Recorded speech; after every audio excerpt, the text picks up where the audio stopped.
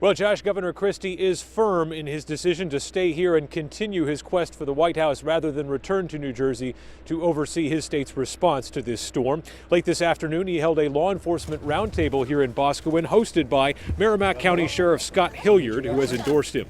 As a former federal prosecutor, Christie is quite comfortable in this crowd and told these officers that they need a president who will enforce the law evenly, but give them the benefit of the doubt when the cards are down.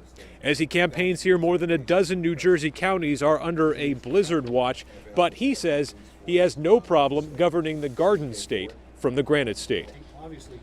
I was on a call last night. I'll be another call tonight. If I feel like it's necessary for me to get down there, I will. But I'm not driving a plow truck, okay? So we have all of our people ready to go. They know what to do. We've been through Hurricane Sandy, this cabinet. So, 6, 8, 10, 12 inches of snow on a weekend will not be something that I think will be more than we can handle.